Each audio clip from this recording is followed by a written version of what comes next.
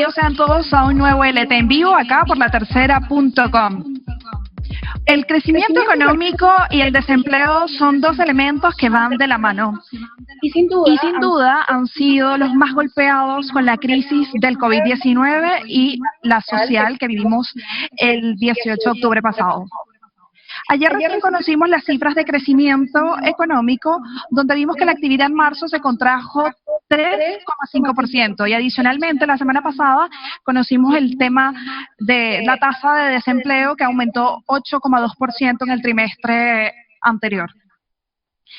Estos datos, además de ser muy negativos, marcan un punto de partida respecto a cómo serán los próximos meses y cómo será el comportamiento de estas dos variables en los próximos meses.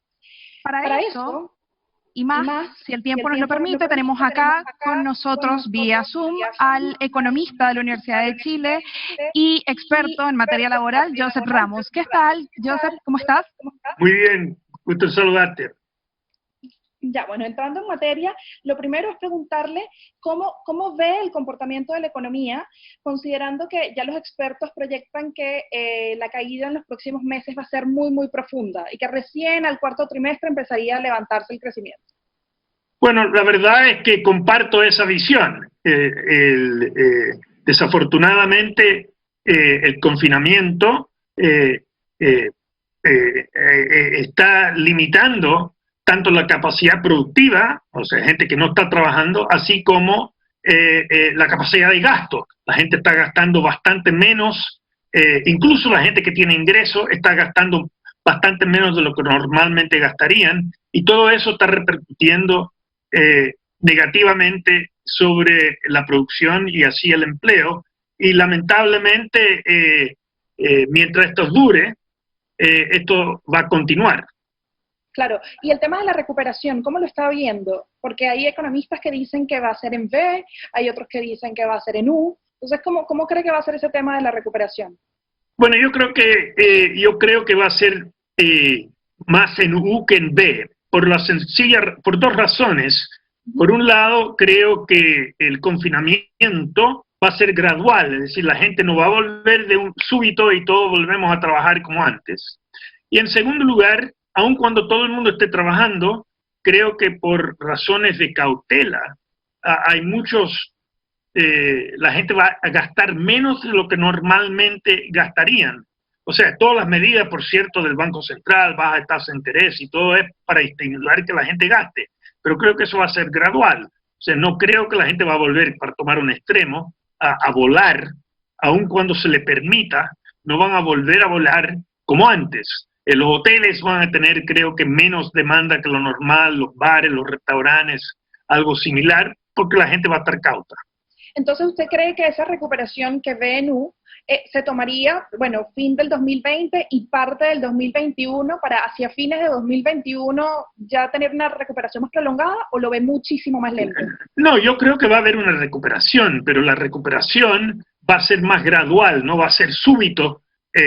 Y eso es la tesis de la B. O sea, si la producción este año cae, no sé, 3-4%, el Fondo Monetario habla del año que viene que va a haber un repunte de 5%. Yo creo que no 5, sino 3. Eso es lo que quiero decir, que va a ser más U que V. Ya, perfecto. Entonces, en este contexto, ¿cuánto podría afectar esa contracción en la actividad en el empleo? Es un hecho que la tasa de desempleo, bueno, casi un hecho, que la tasa de desempleo va a llegar a los 2 dígitos. ¿Cuál es su proyección y cómo está viendo usted todo eso? Bueno, le puedo ayudar al espectador con la siguiente analogía. En la crisis del 2009, el producto cayó 1,6% y el desempleo superó el 10%. Aquí estamos hablando de una caída de 2%, el caso del Banco Central para este año, 4,5% el caso del Fondo Monetario, lo cual quiere decir que el desempleo va a ser mayor que lo que fue en aquel entonces. Ahora, puede que, debido a esta medida del gobierno que se considera que está ocupado la persona, si es que pagan la cotización, que lo que se mida no sea tan alto como Dios lo ve. Pero yo creo que el porcentaje de la población que no estará trabajando por razones de no tener trabajo va a ser del orden más cercano a 11 o 12% como Dios lo ve, que como se mida. Claro, y voy a utilizar el mismo ejemplo que usted puso del 2008. Si nosotros extrapoláramos esa situación a la actual y consideráramos un escenario en donde el Banco Central proyecta que la contracción va a ser en torno, bueno, hasta el 2,5, ¿cuánto en número podría aumentar esa tasa de desempleo? Bueno, repito, creo que podría ser 11, 12% con una nota a pie de la página. Muchos de esos despedidos por este programa de gobierno no son considerados cesantes porque mantienen el vínculo laboral. Yo los considero cesantes. Pero, digamos, si uno decidiera, no sé cómo el INE los va a catalogar. Además hay el tema de cómo el INE va a entrevistarlo, pero eso ya es un tema aparte. Pero a lo que voy es, como Dios lo ve, yo diría que va a ser 11 o 12% de la población que no va a estar trabajando. Ya. ¿Y cómo está viendo el tema de la informalidad? Que realmente es el problema, que veníamos de una informalidad más o menos estable, pero creciente ahí, y con esto me imagino que detonaría muchísimo más. ¿Cómo está viendo usted el tema de la informalidad? Bueno, en toda la crisis económica, incluyendo el 2009, por cierto, aumenta fuertemente la informalidad y el empleo por cuenta propia, porque la gente frente a la alternativa a la cesantía busca hacer algo. Creo que en la situación actual lo mismo va a suceder, con la salvedad que dado el confinamiento hay menos oportunidades, o sea, menos comercio ambulante porque hay menos gente dando vuelta por las calles. Entonces la informalidad va a minorar menos en situaciones anteriores. Claro, entonces usted dice que la informalidad va a estar contenida, pero la tasa de desempleo evidentemente va a subir. Sí, sí. Ya. Y entrando más a las medidas del gobierno, vemos que los dos paquetes de estímulo fiscal que ha anunciado se han concentrado en el sector laboral, en el mercado laboral, ¿no? Y en este sentido, ¿cómo evalúa usted las medidas del gobierno? ¿Usted cree que han sido las más idóneas, que han sido suficientes, que ha faltado? Bueno, bueno, siempre va a faltar algo, ¿no? Yo creo que el programa de gobierno es tan dinámico como la situación sanitaria. No sabemos cuánto va a durar esto. Y cuando el gobierno anunció las primeras medidas, tampoco. Yo creo que es natural que se vayan agregando elementos en la medida que avance. Si alguna crítica fuera a hacerle, o la crítica mayor creo sería que se ponga en efecto ya. Estoy pensando particularmente los créditos a la pequeña y mediana empresa vía las garantías estatales, que creo que eso ha ido más lento de lo que uno quisiera. Hay también el caso de las grandes empresas, temas que todavía no se ha resuelto. Claro, ¿cómo está viendo usted eso, considerando el caso de la TAM, considerando el caso de Enjoy, e incluso el polémico caso de Cencosud, que una de sus filiales repartió dividendos, que Cencosud repartió dividendos mientras una de sus filiales se acogía a la ley de protección al empleo? Entonces, ¿cómo está viendo usted todo este tema de las grandes empresas? Bueno, digamos, voy a dejar aparte el tema de Cencosud por un momento. O sea, yo creo que las grandes empresas también, muchas, tal vez la mayoría, van a necesitar ayuda para darle liquidez en este periodo. Claro, la TAM es uno de los casos más emblemáticos porque sabemos que ha caído los vuelos aéreos, no sé, 95% o algo por el estilo, y obviamente ninguna empresa puede aguantar eso por mucho tiempo. Entonces el tema es cómo abordarlo. Yo personalmente creo que esta crisis es transitoria, sea U, sea B, es transitoria. Estas empresas a la larga son rentables, entonces el argumento de apoyarlos es fuerte. El tema es cómo. Yo personalmente creo que la mejor manera es ofrecerles crédito, pero a cambio de acciones en las empresas, de tal modo que cuando la situación mejore esas acciones, el valor va a subir bastante y el Estado se hará parte de eso. No le prestaría a UF más 4 o algo por el estilo, porque eso es beneficiar por sobre todo el accionista. Y creo que el interés no es apoyar al accionista, sino mantener la empresa en operación y mantener su fuerza de trabajo. Ya, y bueno, respecto al tema de Cencosud, que quedó en el aire. Ah, sí. Bueno, no, creo que hay un elemento, es legal lo que han hecho, pero es feísimo, por decirlo menos. Y creo que eso ha despertado, creo que lógicamente, la reacción de que la repartición de utilidades para empresas que se acojan se limite al mínimo, que actualmente es 30%, o incluso tal vez se reduzca eso. Y eso creo que está pintado como consecuencia de esto. Entonces, ¿usted cree que es correcto avanzar en estas iniciativas legales que se están discutiendo en el Congreso y que incluso el gobierno ha manifestado disposición en avanzar en esa dirección? Sí, sí. Ya, entonces volviendo un poco ahora al tema laboral de nuevo.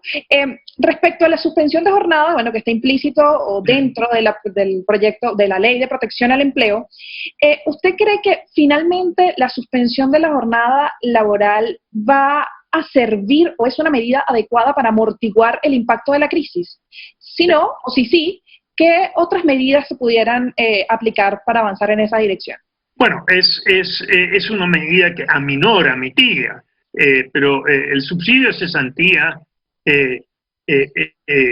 tiene como premisa que la persona puede encontrar trabajo luego, y por consiguiente es muy decreciente los beneficios. El primer mes 70% de lo que gana, después baja a 50, después 40 y termina en 30.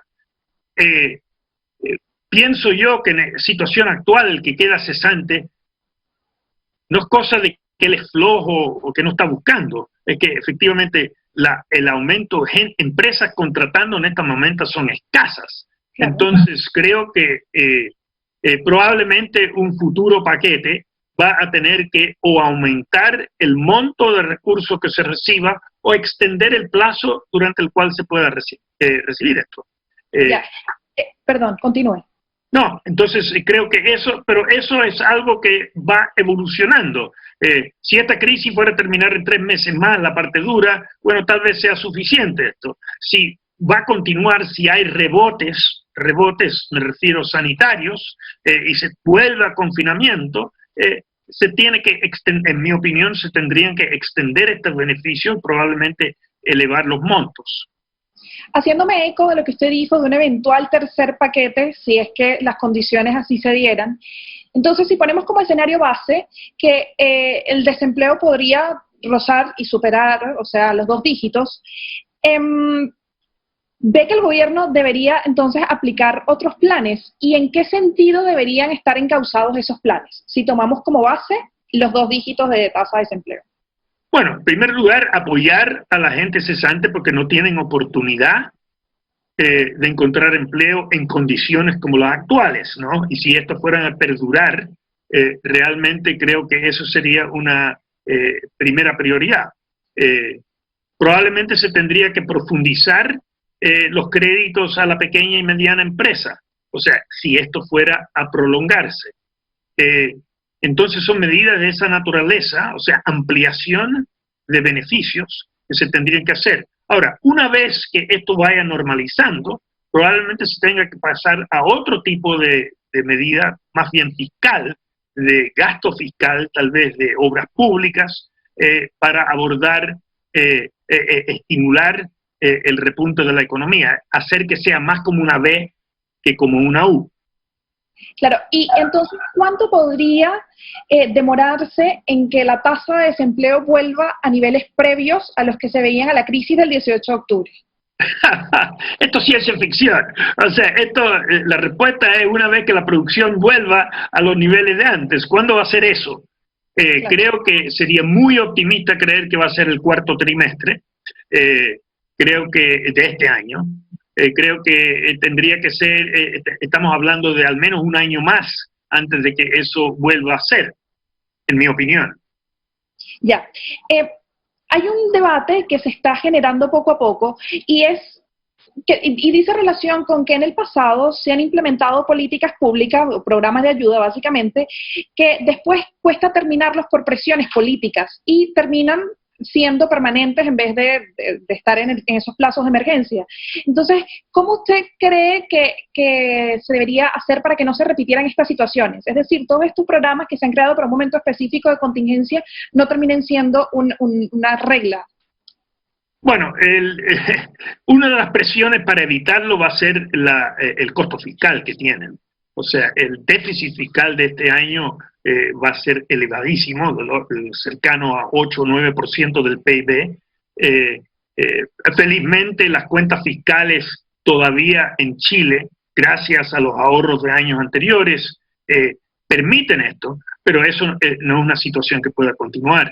Entonces, ya uno ve que el propio ministro Briones, para este segundo paquete, parte importante lo financia vía reasignaciones de gasto dentro del presupuesto fiscal. Entonces eso va a generar un freno. No obstante, va a haber esa tendencia. En el pasado, el tipo de programa que tendía a continuar eran los programas de empleo de emergencia, en que había como una presión para que eso continuara mientras hubiera algún cesante ocupándolo.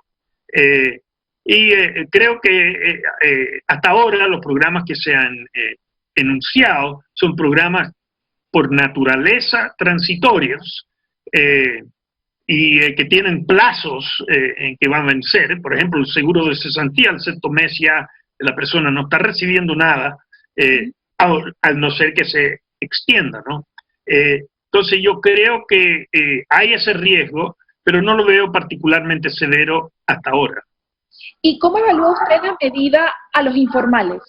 Que fue justamente la última que se detalló, porque teníamos semanas esperando el anuncio hasta que se dio finalmente la semana pasada, si mal no recuerdo. Los informales son un tema bien, delicado, complicado, precisamente porque su característica es difícil distinguir quién es un informal. O sea, identificar un informal no es fácil, sobre todo a alguien de cuenta propia. ¿Cómo yo distingo a alguien que trabaja por cuenta propia de alguien que no trabaja en absoluto? Perdón, Joseph, quise decir trabajadores independientes con boleta de honorario, perdón. Ese fue el anuncio. No, esos son, pero ese grupo es relativamente fácil, porque uno tiene la información tributaria o de boletas que han pagado. Yo me refería al vendedor ambulante. O sea, ¿cómo distingo yo un vendedor ambulante de una persona que no está trabajando, que nunca trabajó, que está en su casa? Entonces, porque ¿cómo hacer llegar el beneficio a esa persona? Entonces, esos son casos más difíciles. Claro, ¿usted cree entonces que ese es el segmento que faltaría por llegar? Pero que es se ha intentado llegar. O sea, estos bonos familiares son una manera de tratar de llegar a eso. Hay encuestas de hogares donde identifican o tratan de identificar mejor quién está en esa categoría, pero es un grupo más difícil de llegar, a diferencia, por ejemplo, del asalariado, donde uno sabe que estaba cotizando y entonces sabe exactamente quién es. Ya. ¿Y cuál cree usted que serán los sectores más afectados con toda esta contingencia, además del comercio, que ya se sabe que es uno de los que más ha sufrido? Bueno, yo creo que el sector de turismo, o sea, las líneas aéreas, sin lugar a duda, va a ser un sector, ya la noticia ayer, que Warren Buffett se salió de invertir en las líneas aéreas, porque cree que eso va a ser, definitivamente va a ser un sector que no va a ser B, eso va a ser muy gradual U. ¿Quién de nosotros se va a subir un avión no teniendo que hacerlo este año? Aunque sea el mes de diciembre y la pandemia haya pasado. Claro, si alguien descubriera una vacuna, si alguien descubriera medicinas que puedan curarlo, cambiará eso. Pero por mientras, yo creo que ese sector, probablemente el sector de hoteles, estarán muy golpeados. Incluso restaurantes, o sea, sectores donde hay mucho contacto personal, esos van a ser sectores cuyo repunte va a ser lento. En cambio, la agricultura casi no ha sido afectada, la minería tampoco, el transporte, y esos sectores seguirán avanzando. Ya, Joseph, para terminar, la última pregunta es, ¿usted cree que el CENSE debería estar ya planificando más programas especiales de capacitación? Bueno, sin lugar a duda, pero ¿qué programa de capacitación? Los programas de capacitación del CENSE, en su gran mayoría, son cursos de 25 o 30 horas. En 25 horas tú no capacitas a nadie casi en nada. Los programas de capacitación, a mi modo de ver, y la Comisión de Productividad tuvo un informe sobre eso, deberían de centrarse por un buen número de años en personas que son cesantes crónicos o subempleados porque carecen de un oficio. Entonces es brindarle capacitación para adquirir un oficio. Y esos son cursos de 300 o 400 horas, o sea, un semestre a jornada completa o un año a jornada parcial. Y no es el caso típico de los cursos de capacitación del CENSE. Y nos engañamos si creemos que en un curso de 30 horas vamos a hacer algo para la persona que es subempleada o tiende a caer en cesantía permanentemente. Una preguntita que me quedó pendiente es si la Comisión Nacional de Productividad va a hacer o está trabajando o elaborando un informe para medir el impacto de la crisis del 18 y si eventualmente también haría uno para medir el impacto en esta crisis sanitaria del COVID-19. Estamos contemplando eso, hacer una especie de evaluación de lecciones aprendidas. O sea, evidentemente, o sea, el tema de la productividad no es el tema central en este momento. Es un tema, una vez que se empiece a repuntar esta crisis, pero todavía no estamos decididos si hacerlo o no. Ya. Bueno, Joseph, muchísimas gracias por estar con nosotros en este espacio y a ustedes, muchísimas gracias por estar con nosotros. Será hasta una nueva oportunidad acá por la tercera.com. Buenos días.